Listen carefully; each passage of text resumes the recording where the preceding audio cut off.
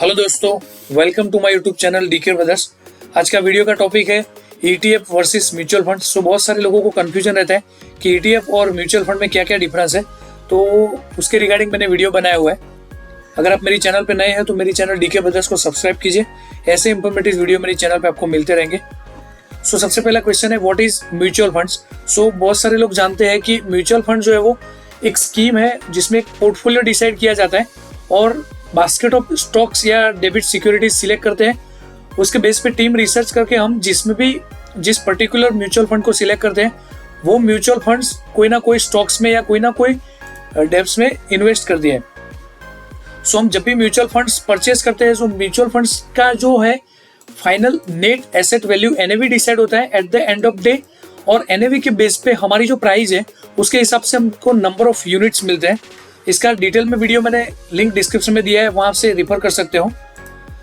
अभी हम बात करते हैं ईटीएफ। सो ईटीएफ को लेके थोड़ा कंफ्यूजन है कि ईटीएफ कैसे ट्रेड होता है। So ETF is also like of mutual funds जिसमें बास्केट ऑफ सिक्योरिटीज डिसाइड की जाती है, और ETF also equity, debts, golds, different assets के लिए एप्लीकेबल होता है, जिसमें कॉम्बिनेशंस होता है म्यूचुअल फंड्स और स्टॉक्स का मिला के।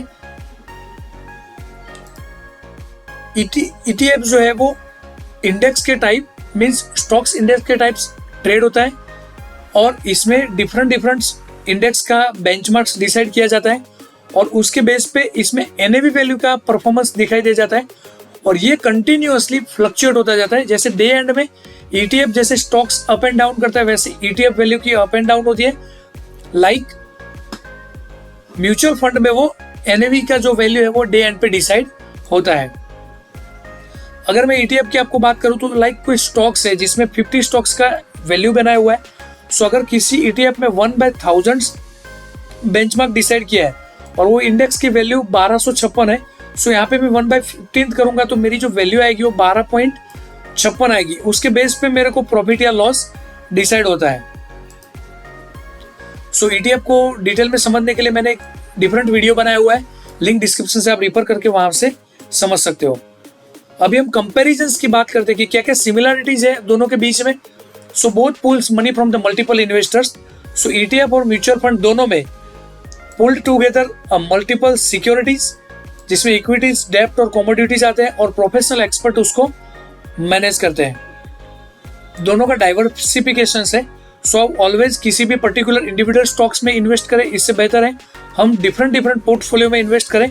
सो कोई वन स्टॉक अगर मेरा परफॉर्म करता है पुअरली है तो मेरा अनदर पोर्टफोलियो हायर पे अच्छा रिटर्न देगा। उसके बेस पे मैं डाइवर्सिफाइड इन्वेस्टमेंट करूंगा और मेरा रिस्क हेजिंग कर सकता हूं। Both follow the passive investment strategies. So दोनों फंड्स में क्या है, लाइक म्यूचुअल फंड और ईटीएफ में वो पैसिव इनकम क्रिएट करते हैं जिसमें आपको डायरेक्टली डील नहीं करना है। This means the weightage of each constitutes a different index having the weightage in the funds, और दोनों का डिलीवरी जो है वो मार्केट के लोअर कॉस्ट के बेस पे डिसाइड होता है। Both provide professional management.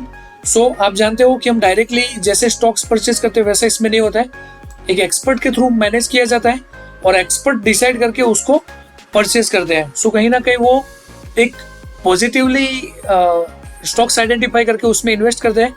सो एक्सपर्ट के थ्रू उसमें इन्वेस्टमेंट होता है। Both have NAVs value. So जैसे मैंने बताया कि म्यूचुअल फंड्स में एनएवी डे एंड पे डिसाइड होता है और इसमें कंटिन्यूअसली चेंज होता रहता है। सो बोथ फाइनली जो डिराइव करते हैं उसमें एनएवी के बेस पे उसका परफॉर्मेंस कैलकुलेट किया जाता है। अभी हम देखते हैं उसमें की डिफरेंस क्या है।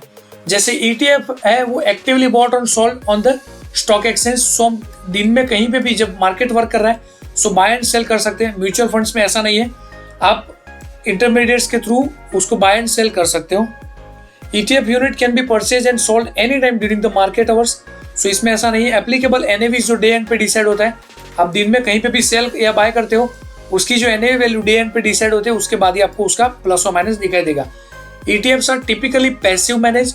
इसमें बोथ है एक्टिव और पैसिव मैनेज होता है, जिसमें इंडेक्स फंड्स और फंड ऑफ फंड्स की कैटेगराइजेशन आती है जो पैसिवली मैनेज करते हैं। ETF का जो एक्सपेंस रेशियो 0.35% है। इसमें आप देखोगे तो एक्सपेंस रेशियो अप टू 2% है। सो जितना एक्सपेंस रेशियो लोअर है that is better for the investors. There is no minimum lock in periods, आप कभी भी उसको कन्वीनियंस के बेस पे बाय और सेल कर सकते हो। इसमें लॉक इन पीरियड्स तो ऑफर नहीं रहता है, बट एग्जिट लोड रहता है, आप जो पर्टिकुलर स्कीम में इन्वेस्ट करते हो उसके accordingly. ETFs are also traded on the stock markets and their price can be fluctuate throughout the supply and demand. So जैसे स्टॉक अप एंड डाउन जाता है वैसे ETF अप एंड डाउन करता है। इसमें टिपिकली आपका स्टॉक एसेंस पे कोई भी ट्रेडिंग नहीं होता है, that is decided on net assets value which is calculated on the day of stock market endings. So expect करता हूँ आपको ETF और म्यूचुअल फंड के डिफरेंसेस और सिमिलरिटीज पता चल गया होगा। अगर कुछ भी डाउट है तो आप वीडियो के नीचे कमेंट्स कर सकते हो। Thank you for watching this video. Subscribe my YouTube channel DK brothers और बेल आइकन को प्रेस कीजिए, जो भी फर्दर वीडियो है आपको नोटिफिकेशंस में मिलते रहेंगे। Thank you for watching this video.